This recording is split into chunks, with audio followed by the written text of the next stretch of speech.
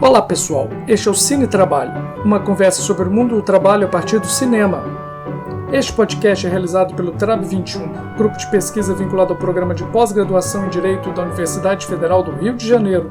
Eu sou Rodrigo Carelli, professor coordenador do grupo, e hoje vou conversar com Jean Willis, mestre em Letras e Linguística pela Universidade Federal da Bahia e doutorando em Ciência Política na Universidade de Barcelona.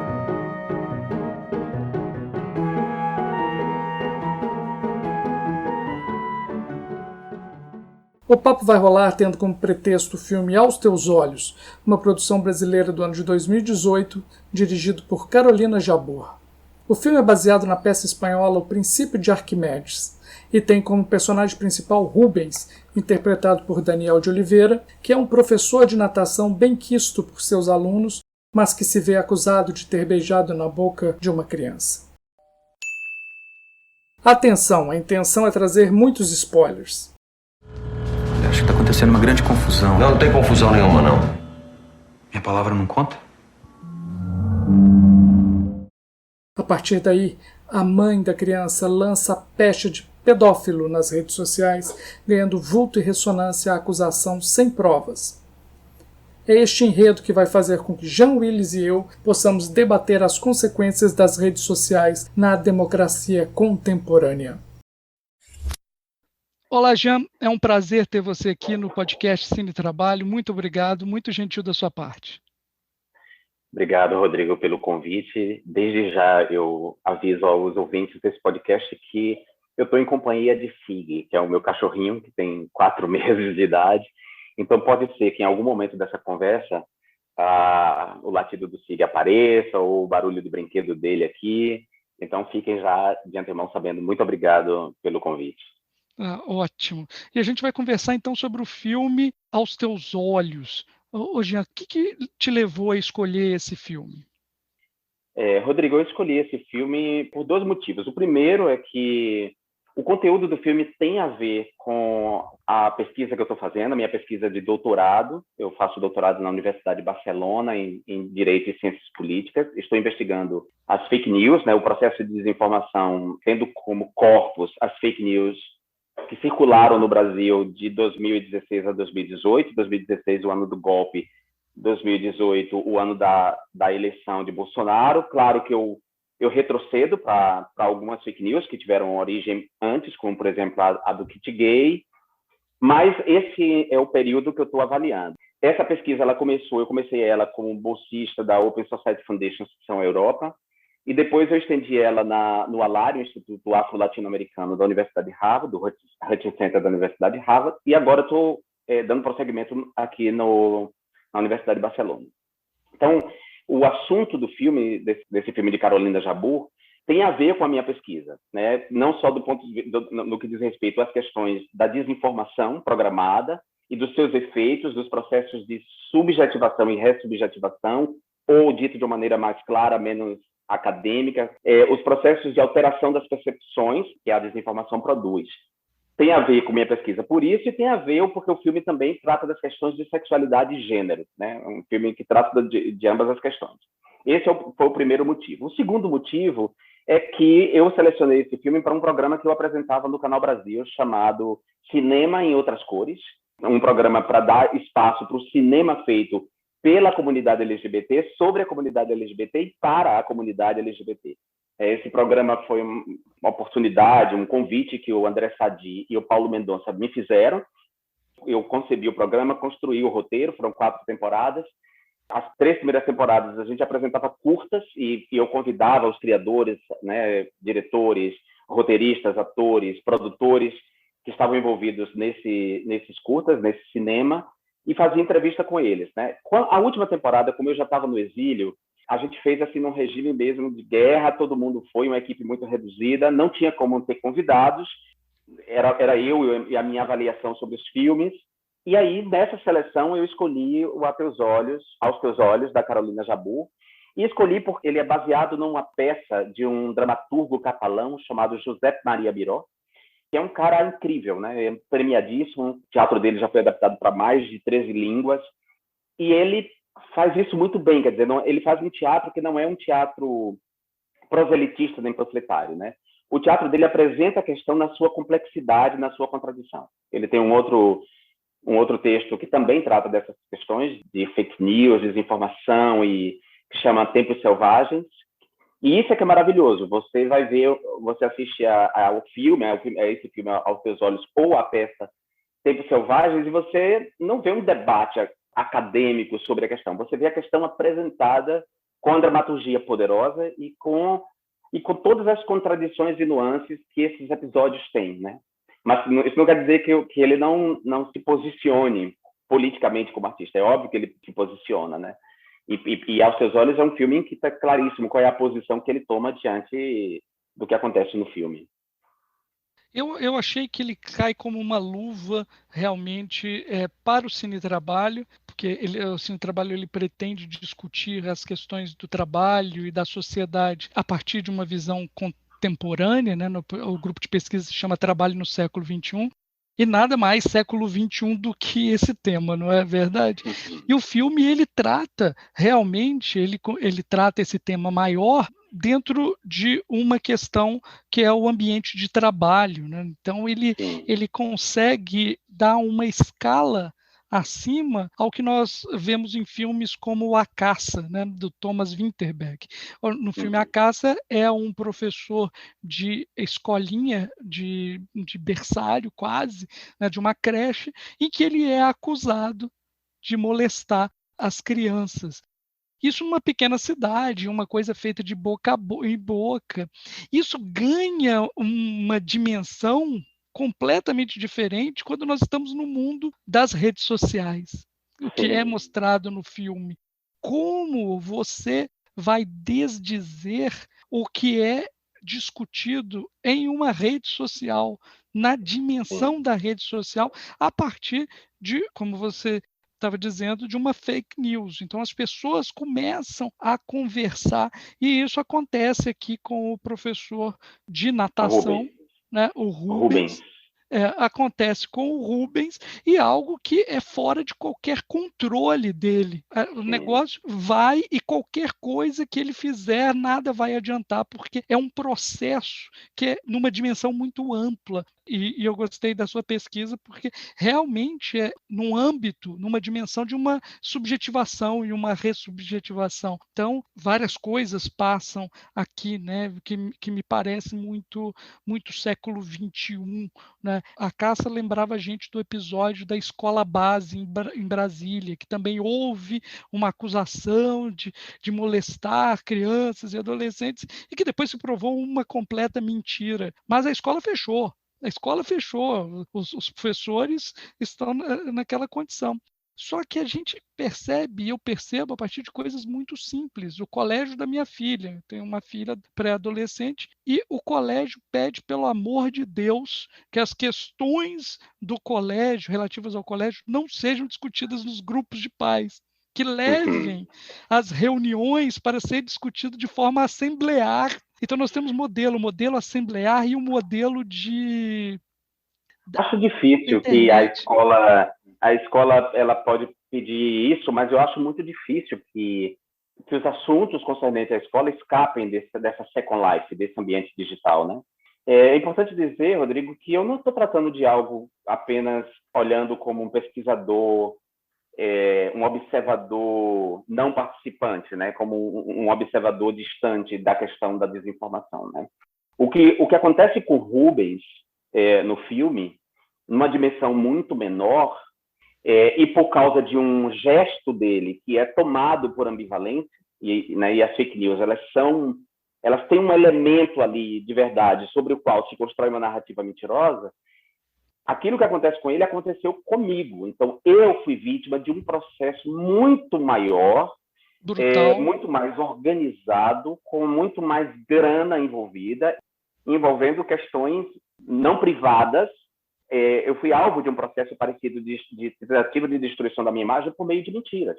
E nessa avalanche, nessa espiral produzida pela desinformação, o processo de difamação, nessa espiral do silêncio, para aqui lembrar a teoria da Elizabeth Noelle Neumann sobre a espiral do silêncio, as pessoas vão mesmo quem não acha que é verdade, vai se calando, porque todo o ambiente é infectado, intoxicado. Então, por exemplo, você que é um cara da universidade, não sei se isso se passou, mas poderia ter se passado. Você tem alguém que chegaria para você e diz, aquele deputado defende a pedofilia, e você dizia, e você sabe que não é verdade, você sabe que é mentira, que isso jamais aconteceu, que eu nunca dei uma entrevista nesse sentido, que não há nada nesse sentido, eu jamais cometeria isso, mas o ambiente está tão intoxicado e tanta gente repetindo aquela mentira que ele lhe constrange a você dizer a verdade, a você falar a verdade.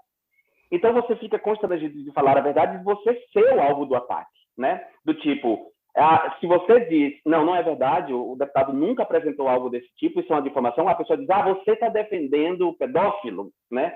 Então entra numa espiral, que é uma loucura que tem a ver com os processos contemporâneos de contágio, não só de contágio biológico, as epidemias, né, de Covid-19 que a gente viu, né? Não só os contágios biológicos, mas esses contágios informacionais, que tem, inclusive, levado ao poder a extrema-direita. E a extrema-direita, ela vive da produção de mentiras, né? Ela vive da paranoia. A extrema-direita, ela tem um comportamento paranoide. Então, ela cria um pânico moral em torno de suas próprias obsessões. A obsessão é dela, não das outras pessoas, mas ela cria um ambiente paranoide. Então, ela é a molestadora, a extrema-direita é molestadora de criança, ela é a que pratica pedofilia, ela é a agressora sexual, mas ela cria um ambiente em que o outro é apresentado dessa maneira, né? Então, para a gente não ficar em muitos casos, né, lembrar do Stroessner, que é ditador do Paraguai, que era um abusador sexual, né? Vamos lembrar do Pinochet também, que era acusado de abuso sexual de menores. Mais recentemente, o presidente da República no Brasil, uma menina estava conversando com ele, e a menina falou, eu comecei cedo. E ele imediatamente muda o tom da conversa, olha para a menina e fez, começou cedo o quê? Sabe? Você vê claramente ali a coisa, o interesse na dimensão sexual que ele acusa as outras pessoas. Então, a extrema-direita, ela cria esse ambiente paranoide, e aí que envolve, por exemplo, que eles criam a teoria da conspiração de que os comunistas comem crianças. Então, é sempre essa ideia que as crianças estão inseguras, né? de jogar sobre o outro a sombra de que eles ameaçam a infância pura, que eles ameaçam a ingenuidade das crianças, que eles ameaçam o futuro, o outro, né? Quando, na verdade, quem faz isso é a extrema-direita. Então, esses processos de desinformação que o filme trata, né, e o personagem do Rubens vai sendo envolvido naquela loucura e as pessoas vão entrando naquele surto e ninguém para ouvir, bom, é parecido com o que aconteceu comigo, né? E, para além das ameaças de morte que me levaram ao exílio, as ameaças de morte, tinha todo esse ambiente de morte que a mentira construía no meu entorno, né? A possibilidade de que alguém me agredisse ou me ferisse de morte por causa das mentiras que circulavam a meu respeito, né? Quer dizer, pais que se sentiam ameaçados por essa mentira, mães e pessoas, ou seja, essa questão da desinformação, ela é central para pensar os processos atuais, ou seja, o negacionismo em relação ao Covid-19, muita gente aí, é uma loucura, né? São 250 mil mortos, é gente desesperada na noite de morte por falta de oxigênio, e ainda assim há pessoas negando que a pandemia existe, né? Então, Jean, eu queria pegar nesse ponto que você está falando, porque muita gente acha que desinformação é baseada em uma ignorância. Mas, quando você fala em ressubjetivação, você está mostrando um processo racional de você construir essa subjetividade, né? Então, a desinformação, ela não é uma ignorância, ou no máximo a gente pode dizer que é uma ignorância forjada. Na verdade, é algo construído com um determinado objetivo. Você falou em extrema-direita. Olha, a extrema-direita em relação a fake news e desinformação e utilizar pauta moral, isso não tem novidade nenhuma, né? Isso daí tinha um ministério lá no governo nazista que fazia isso. Não é verdade? O Goebbels era especialista nisso. Agora, o que tem de novo é um instrumento para fazer isso, né? Imagine o Goebbels com as redes sociais, né? Bom, de certa forma, o Goebbels tem as redes sociais, que é o Steve Bannon, por exemplo, e toda a extrema-direita articulada mundialmente, né? A relação entre política e verdade sempre foi uma relação problemática. A política sempre esteve eivada de mentira. A mentira sempre ameaçou a polis, o ambiente, a coletividade, né? a mentira está sempre ali parando como uma sombra, como uma infecção junto à política. Então, de fato, os nazistas já tinham mentido, já tinham desinformado de maneira programada a sociedade de modo, não vou dizer a palavra impor, mas de modo a convencer as maiorias em relação ao seu modo de vida, à sua visão de mundo. Mas é claro que o nazismo usou tecnologias típicas do século XX, que são as tecnologias de massa, né? As tecnologias de comunicação de massa. Nós temos agora novas tecnologias da comunicação que produzem ambientes mais complexos de comunicação, mas também com maior capilaridade, mais insidiosos. O processo de desinformação, porque tem a desinformação do indivíduo, e aí a gente pode dizer que a desinformação do indivíduo tem uma relação, e pode ter uma relação com a ignorância, claro, mas a desinformação programada, ela é absolutamente consciente do que ela quer produzir.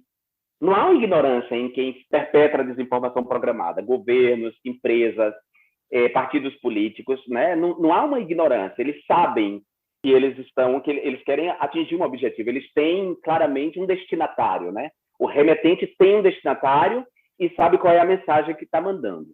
Então, essa desinformação programada, ela não é nada inocente, ela não tem nada a ver com a ignorância. Quando o presidente da República do Brasil, desse governo que empreende esse governo genocida, mente em lives no Facebook, mente descaradamente sobre a Covid-19, apresentando à população um tratamento ineficaz, né, que cientificamente é ineficaz, está comprovado cientificamente que é ineficaz, ele está fazendo desinformação deliberada com um objetivo muito claro. Não se trata de ignorância, ele tem acesso às informações corretas, mas ele mente descaradamente porque o governo tem um objetivo. O governo é um governo genocida, higienista, ou seja, é um governo que não se preocupa com os pobres.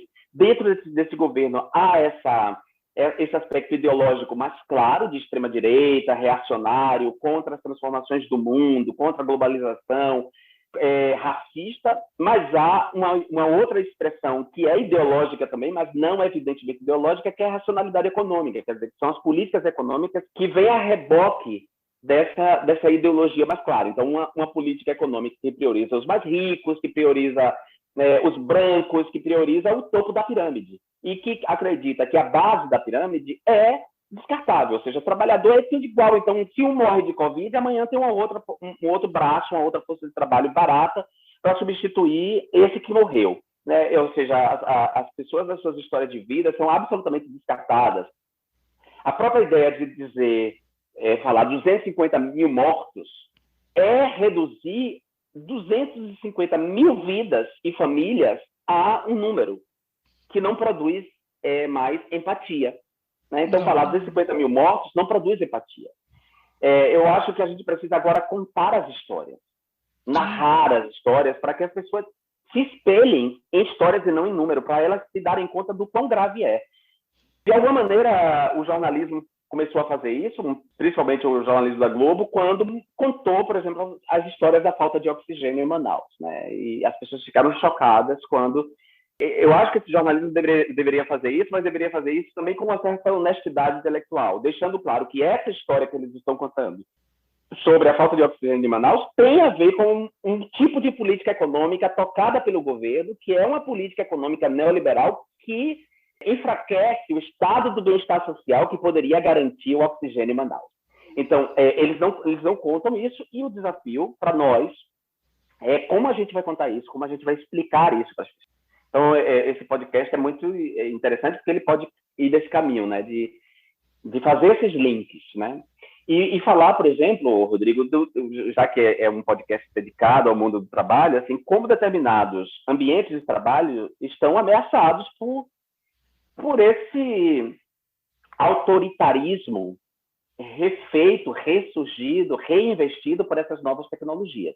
Então, os professores, por exemplo, estão sofrendo assédio por políticos com projetos de lei como Escola Sem Partido, através dessas tecnologias. Então, um professor que diga, por exemplo, olha, o Brasil não foi descoberto, porque quando os portugueses chegaram ao Brasil, os colonizadores, não havia Brasil ainda, né? Brasil é uma invenção posterior à invasão daquelas terras, daqueles povos, por colonizadores portugueses, por imperialistas espanhóis e portugueses. Então, o Brasil não existia. Então, o professor hoje que diz isso, é impressionante como ele é alvo de assédio, porque aí o ignorante, o pai ignorante, diz assim, diz, não, veja que ele está ensinando uma coisa diferente para o meu filho, está dizendo que o Brasil não foi descoberto. Quer dizer, é a ignorância se impondo à própria tarefa da educação.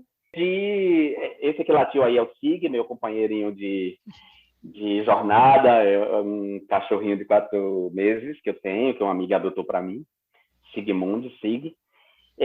Então é isso, então esses ambientes de trabalho estão agora ameaçados por essa estupidez, por esse contágio, né, de fake news, de mentiras, e além dos trabalhos, dos problemas todos que os professores tinham, que já tinham mal remunerados, jornadas de trabalho extensas, provas para corrigir, um ambiente já muito insalubre, soma agora esse assédio por parte de alunos, que também, muitas vezes, e aí, no caso, sobretudo dos professores universitários, alunos que não querem lidar com a contradição, né? E aí também afirmam suas estupidezes e suas falsas certezas do próprio ambiente universitário, né?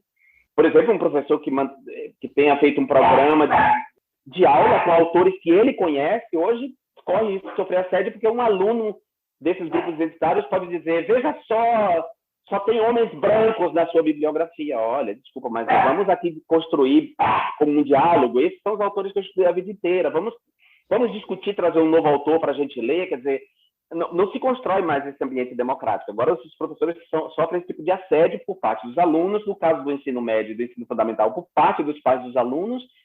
E o ambiente científico, esse o Sig continua insistindo aí em entrar na conversa com a gente. Então é isso, para fechar o raciocínio, esses ambientes de trabalho que já eram insalubres por outros aspectos, se tornam agora mais insalubres por causa dessas epidemias de desinformação e burrice.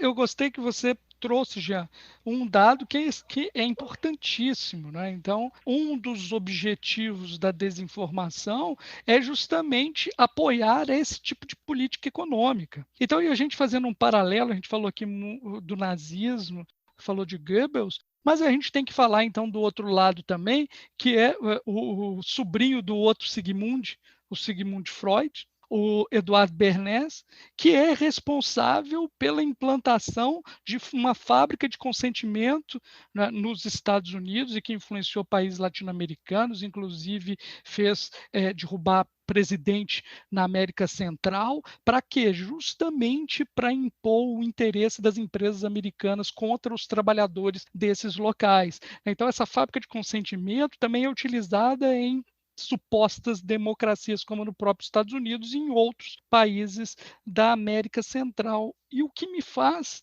trazer uma coisa que não é somente de países de democracia duvidosa, como nós estamos atualmente no Brasil, mas de outros países com uma democracia um pouco mais resistente e com alguma solidez, que é a expansão da cultura do ódio. Né? Essa cultura do ódio, e que agora ela vem incrementada por uma cultura do cancelamento, né? Eu queria depois ouvir você falar sobre essa cultura do cancelamento, que aí não é somente a extrema-direita que faz isso, né? E uma fábrica de consentimentos para mim, é tão estranha, né? Então vamos trazer aqui o Big Brother atual, em que um participante sai com 98% de reprovação, e a seguinte, uma mulher negra sai com 99, não sei quantos por cento de reprovação. Então, você faz essa ligação dessas coisas, cultura do ódio, cultura do cancelamento, como foi construído uma narrativa para a pessoa ter 99% de rejeição? Olha, eu, em geral, não gosto de fulanizar os programas, porque eu acho que a cultura de massa e a cultura pop, ela é uma chave importante para pensar as sociedades, né? E acho que há setores da esquerda muito elitistas e pretensiosos, né? E que abandona essa possibilidade de entender as transformações sociais e as transformações no imaginário a partir da cultura pop, da cultura de massa, abandona isso por causa desse elitismo, dessa pretensão. Isso já havia acontecido em outros momentos, né, comportamento por parte da esquerda. Isso, inclusive, fez com que as ideias de George Orwell, as ideias dele fossem apropriadas pela direita. Ele foi acusado pela esquerda, as esquerdas não compreenderam o que ele estava apontando, né, o mal que ele estava apontando. Ele era socialista. Ele era socialista, ele é um homem de esquerda, não há nenhuma dúvida disso. Mas a distopia que ele imaginou e a maneira como ele imaginou que as tecnologias seriam utilizadas, de fato estão sendo utilizadas, e em parte porque a esquerda se nega a pensar essa dimensão que é tão importante, que é a questão da comunicação. São poucos, inclusive entre os marxistas, eu acho que Gramsci é o que dá uma certa chave para pensar isso, ao produzir o conceito de hegemonia e, portanto, de estratégia, né, de que... Bom, só para dizer que esse ataque ao Big Brother, né, e essa acusação de que o Big Brother é um lixo, é um programa lixo, é uma acusação bastante elitista, preconceituosa e hipócrita, né? Porque, em geral, muitos intelectuais que atacam o Big Brother e que chamam o produto de ruim, que acusam o produto de deteriorar a cultura, nunca chegaram perto de um livro, né? Não conhecem a literatura, nunca foram ao teatro, não conhecem música além da música que toca nos rádios. E muitos gostam de futebol, que não existe nada que espelhe mais as mazelas e a beligerância e a guerra do que o futebol, que está ali, está teatralizado, claro, num jogo, mas é uma arena de enfrentamentos, com racismo. Uma violência embutida. Com jogadores xingando outros, ali o futebol já foi o espelho desse racismo, segue sendo o espelho da homofobia, o futebol já foi espelho da misoginia, segue sendo espelho da misoginia, apesar do futebol feminino, do crescimento do futebol feminino. Ou seja, o futebol é uma chave importante para se pensar a cultura, não se pode... E as transformações sociais, não se pode abandonar o futebol, porque o futebol é feito de cartolas, porque o futebol é feito de corrupção, porque o futebol é feito de coisas horríveis, de guerras de torcidas que massacram umas às outras, porque o futebol é feito de abuso sexual. A gente não vai abandonar o futebol. Então, se a gente não abandona o futebol como chave importante para pensar as transformações sociais, por que a gente vai abandonar o reality show? Por que a gente vai condenar o reality show? Então, tem muita gente hipócrita que gosta de futebol e para a quarta-feira para ver o Brasileirão. Eu estou falando aqui de coisas que eu nem sei direito, porque eu não acompanho futebol. Mesmo. Mas tem gente que acompanha para a quarta-feira para acompanhar o Brasileirão, que briga por causa de jogadores, que tem jogadores tatuados no corpo, que passam o domingo bebendo, enchendo a cara, falando de futebol, que dá rios de dinheiro aos patrocinadores do futebol, mas abre a boca para falar de Big Brother e chamar o Big Brother de lixo, né? Quer dizer, é um equívoco, é uma pessoa não querer pensar. Então, dito isso, eu digo que o problema da audiência do Big Brother é que ela, e suas rejeições recordes, é que ela se vê espelhada ali. Na verdade, o que ela está expulsando com essa rejeição é algo no qual ela mesma se viu, né? É uma maldade que está nela, que ela é capaz de fazer e que ela rejeita por causa de uma cultura também teledramatúrgica. O Brasil educou a mentalidade, a Globo educou a mentalidade do Brasil dessa maneira, com essas estruturas do melodrama, em que as pessoas são muito vilãs ou as pessoas são muito boas, né? Em que a complexidade não está colocada. E às vezes isso eu digo em termos da narrativa construída pelo programa aberto, né? Porque um programa em pay-per-view já constrói uma narrativa um pouco mais complexa, né? E agora tem uma outra narrativa construída pelas mídias sociais. Não, é isso que eu queria chegar. Eu queria comparar, porque o que me assusta não é o Big Brother.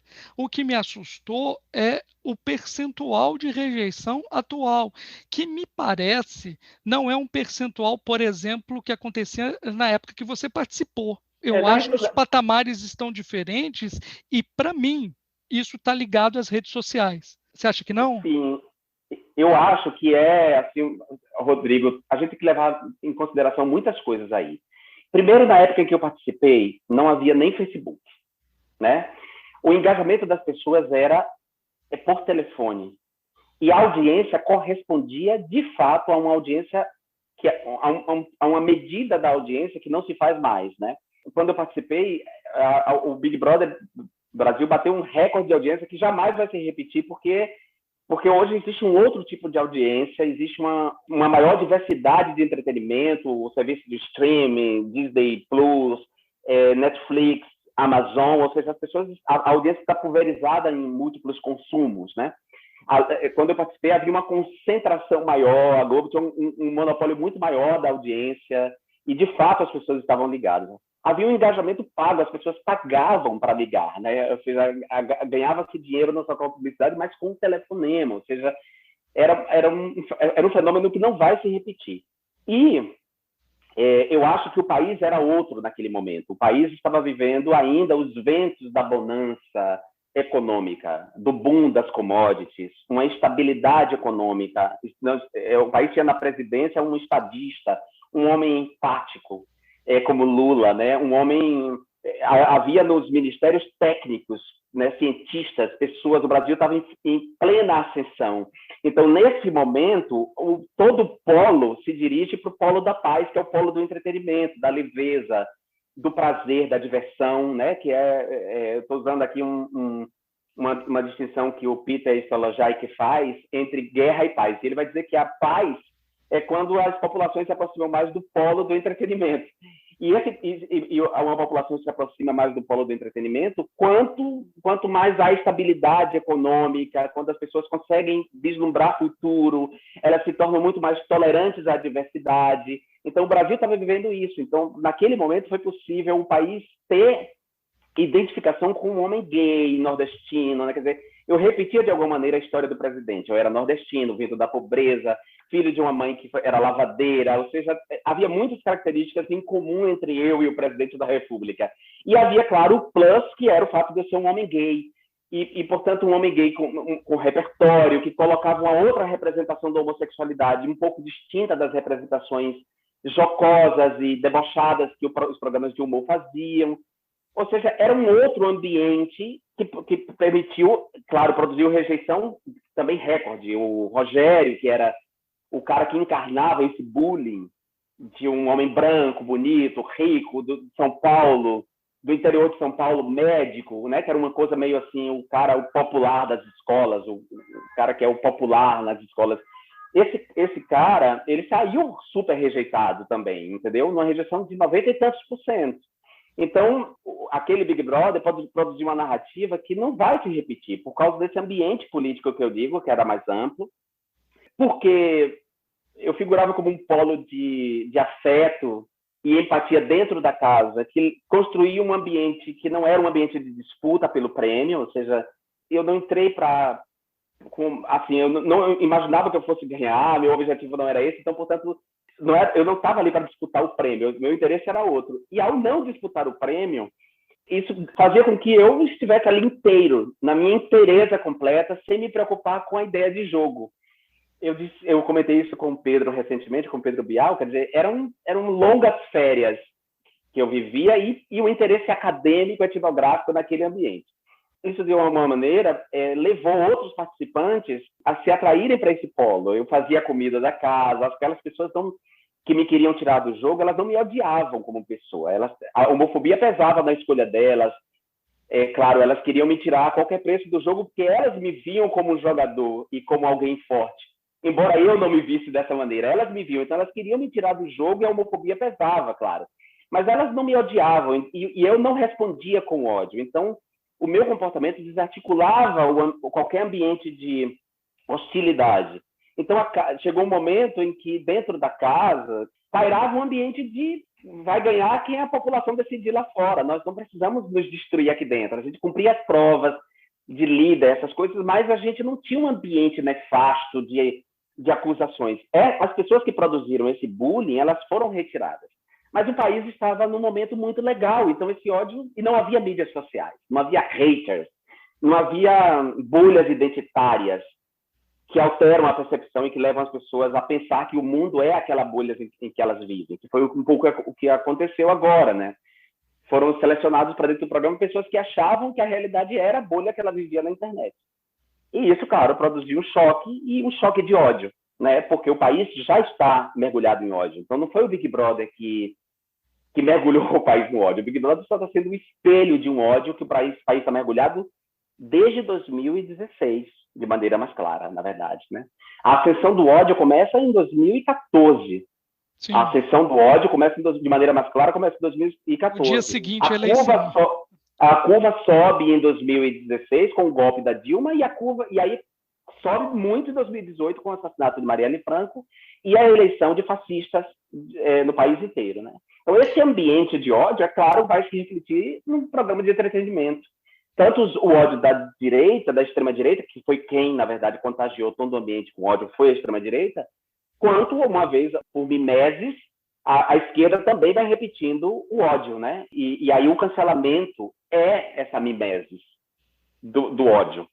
Sim. As redes sociais, elas vêm realmente causar um impacto que tem que ser muito estudado, porque é algo que está acontecendo agora com a gente, e a gente tem que parar para entender isso, porque eu acho que é muito mais profundo do que a gente supostamente imagina. E voltando com o filme que você estava falando, tudo começa no filme, as desconfianças e tudo mais, ao que me parece, com um casal completamente em guerra, em litígio, claro, né?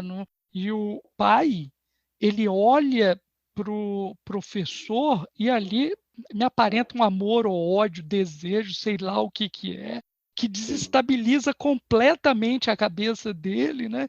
E a mulher enraivecida, aquela mulher com certeza ela vota no Bolsonaro, bolsonarista de carteirinha, e aí ele vira esse alvo, né? Você tem a mesma leitura? A mesma leitura. Isso é que é maravilhoso no trabalho de José Maria Miroco. Isso que eu disse no início da nossa conversa. Como ele consegue traduzir isso de uma maneira complexa na dramaturgia, ou seja, é um jogo de ressentimentos em que tem uma vítima na história, que é o professor, que de uma maneira absolutamente inocente, carinhosa, protetora, sem qualquer intenção, dá um beijo no aluno, né?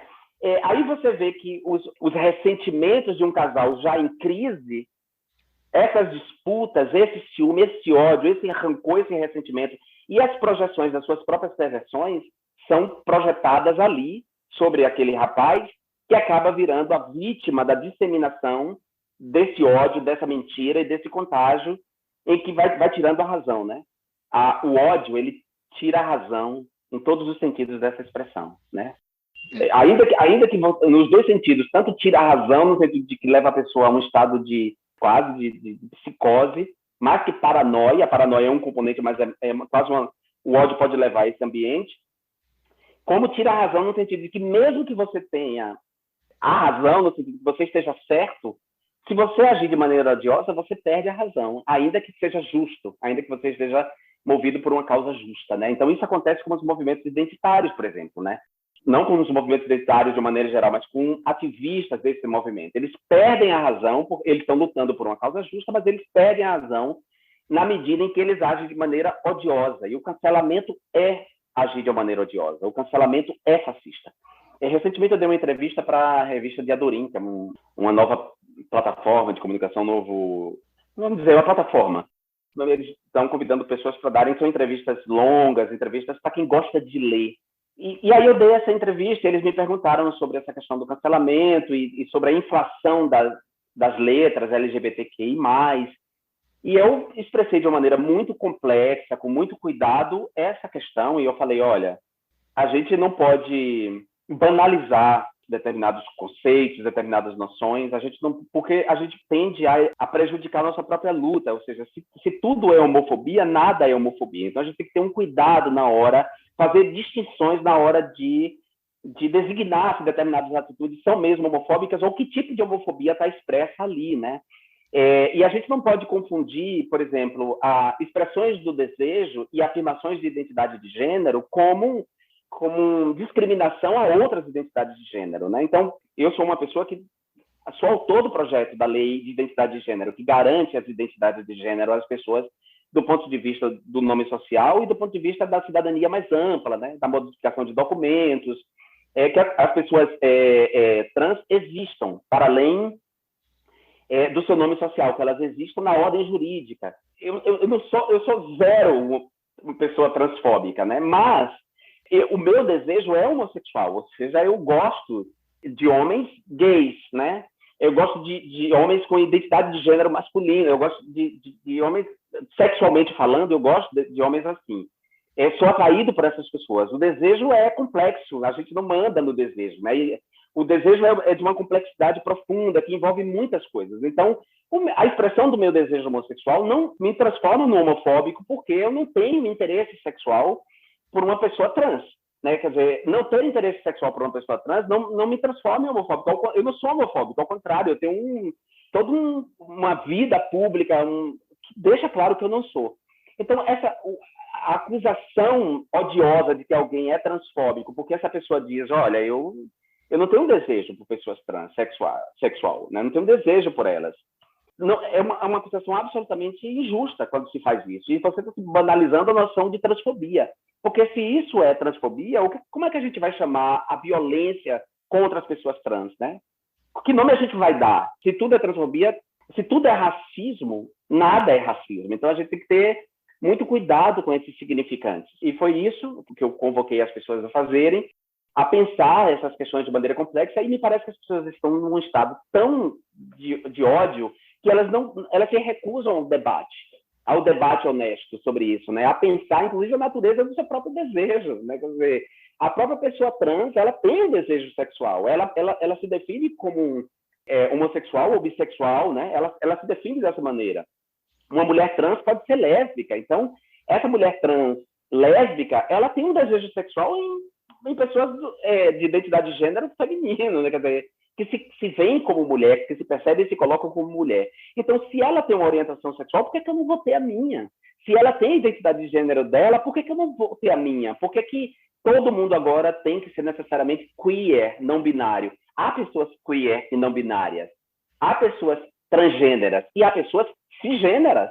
E as pessoas cisgêneras, elas existem, elas têm que ser respeitadas também, porque todo o movimento da gente foi para que as pessoas trans sejam respeitadas, para que as pessoas não binárias sejam respeitadas na sua inteireza, na sua diversidade, para que elas sejam contempladas pela lei, para que elas existam na ordem jurídica, para que elas tenham os seus modos de vida respeitados. Então, por que essas pessoas agora queer, não binárias, vão nos atacar, nós, e nos acusar? Sabe, é um horror isso. É muito doido.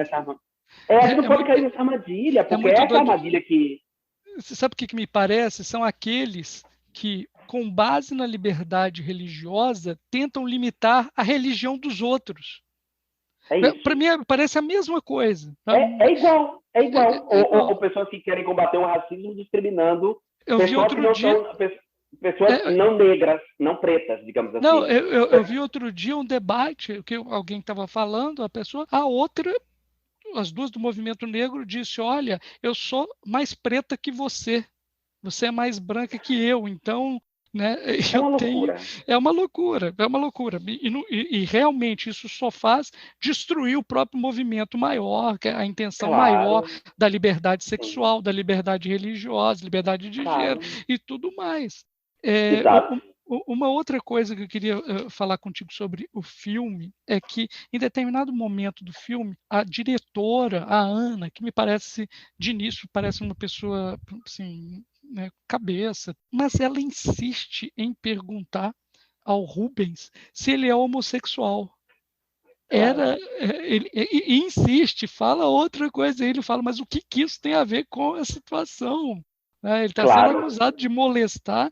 E a pergunta era como se ele falasse, e se ele fosse, eu sou homossexual, pronto, condenado estaria... Estaria provado que ele era um molestador, porque, historicamente, o que a sociedade da dominação masculina heteronormativa fez foi criminalizar a homossexualidade. A homossexualidade deixa de ser um pecado nefando, considerado pelas religiões monoteístas assim, e se transfere para a ordem jurídica como um crime, criminalizado na maioria das culturas que nascem do livro, né? Das culturas abraâmicas, das culturas monoteístas.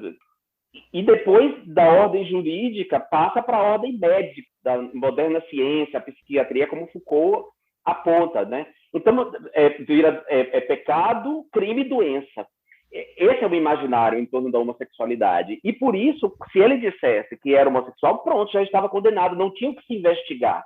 né, no imaginário das pessoas, ainda hoje, e foi esse imaginário que a extrema-direita evocou, notadamente no Brasil, a extrema-direita evoca esse imaginário, a ideia de que uma pessoa homossexual, ela é, por si, pelo fato de ser homossexual, ela é uma abusadora, ela é uma ameaça às crianças.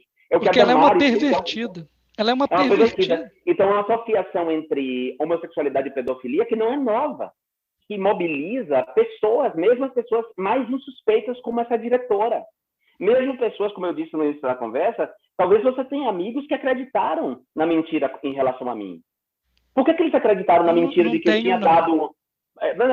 você não tem, mas poderia ter, porque eu tenho outros conhecidos da universidade que vieram me perguntar, e era absurdo como é que essa pessoa tinha coragem de chegar para mim e me perguntar e dizer assim, olha, Jean, eu tenho um amigo que está dizendo que você deu uma entrevista na CBN em que você defende a pedofilia. Eu falei, você tem coragem de que você está me perguntando isso?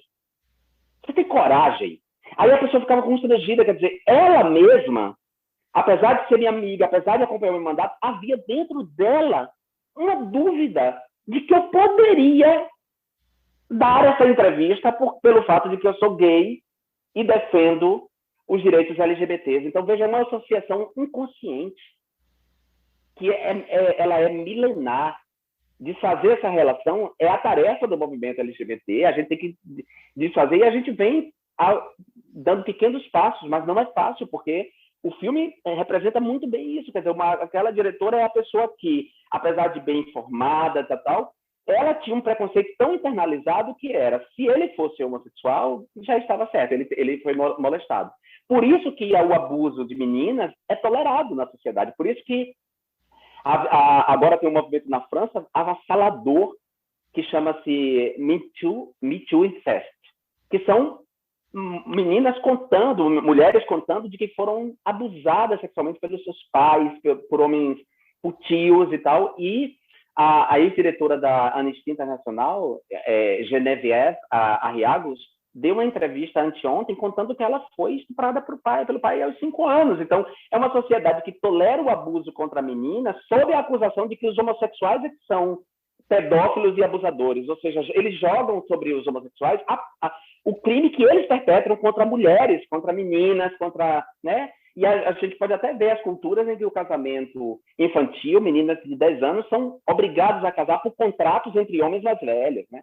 Então, a gente precisa desfazer isso, e a extrema-direita, ela é isso, ela é essa ordem de dominação, de exploração dos corpos das mulheres, das crianças, dos gays, mas ela está jogando sempre sobre os gays, construindo a comunidade LGBT como essa comunidade perigosa. Então, assim como os antissemitas fazem com os judeus, né? Quer dizer, construir os judeus como o grupo perigoso, o grupo que ameaça. E quando, estatisticamente, esses abusadores são os tiozões. São os tiozões da família. Exato. É isso que eu estou lhe dizendo. São os tiozão da família. É o tiozão do pavê, aquele mais moralista e tal. Nelson Rodrigues era um dramaturgo muito conservador. Inclusive, só reconheceu que a ditadura militar existia. Desculpa, só reconheceu que a tortura era perpetrada pela ditadura militar no Brasil quando o irmão dele foi inutilizado pela tortura, né? A partir dali, ele mudou a postura dele, passou a denunciar, e ele nunca mais viveu em paz, porque ele negava a existência da tortura, e o irmão dele foi torturado. Então, Nelson Rodrigues, esse homem conservador, construiu uma obra poderosa que mostra essas perversões da classe média, dessa classe média tijucana, formada por famílias de militares, os abusos, os incestos, esses interditos. Inclusive, eu acho que é hora de se resgatar a obra de Nelson Rodrigues para falar desses militares aí que se apresentam como gente de bem, né? Como pessoas de bem, como pessoas decentes, quando, na verdade, muitos deles, para não dizer a maioria, são indecentes, né? É isso. A gente está indo para o final? Isso mesmo, Jean. Eu iria te perguntar, então, você escolher uma cena e comentar sobre essa cena que te marca no filme. A cena em que o pai olha para Rubens, porque é ali em que tudo se desvela. É ali em que todos os recalques, todos os desejos recalcados, todos os ressentimentos mais ou menos inconscientes ou mais ou menos conscientes vêm à tona. Aquele é o gatilho para tudo. Não é o beijo, é ali, é aquele momento. E a gente até antecipou a discussão dessa, que eu não sabia qual que era a tua cena, a gente antecipou essa discussão, mas realmente é o gatilho, e geralmente é o gatilho disso tudo que está acontecendo, né? São os ressentidos. Os ressentidos, os invejosos do gozo alheio, do prazer alheio. São as pessoas que não assumem os seus desejos, que reprimem os seus desejos. São os invejosos. Há momentos que a humanidade se vê ameaçada por essas emoções políticas, né? A inveja é uma emoção política. O ressentimento, de uma maneira ampla, o ressentimento ele pode ser individual e ele pode ser coletivo. Tem um autor francês, o Marc Ferraud, que escreveu um livro chamado O Papel do Ressentimento na História. Então, ele vai mostrar como ressentimentos individuais e ou coletivos podem mudar o rumo da história. A gente vê que o rumo da história do Brasil foi mudado pelo ressentimento profundo das figuras da Lava Jato, notadamente de Sérgio Moro, que é um homem minúsculo, um homem desprezível, um intelectual. A palavra intelectual para ele não deve ser usada, porque ele é como dizer, ele é medíocre, é essa palavra, ele é medíocre intelectualmente, ele é ressentido do ponto de vista da raça e da classe. Ele não admitia o êxito de Lula, o fato de alguém como Lula ter chegado à presidência da República. Ele acha que aquele lugar não era para Lula, não era para alguém que veio da pobreza, que comeu café com farinha para sobreviver. O Sérgio Moro acha que esse lugar é para gente como ele, branca, e sobretudo as pessoas que vêm do sul do Brasil. Ele acha isso, né? Há muitas pessoas do sul do Brasil que não pensam como ele, mas há muita gente lá no sul do Brasil, no Paraná, que pensam como ele, quase essa ideologia nazi, né? E a gente vai ver depois como a Lava Jato teve um papel importante na eleição de Bolsonaro, desse governo de deriva fascista. Bom, enfim, é isso mesmo. Eu só queria fazer uma última provocação aqui, que se quiser responder, responde, se não responde, mas só porque eu me lembrei essa última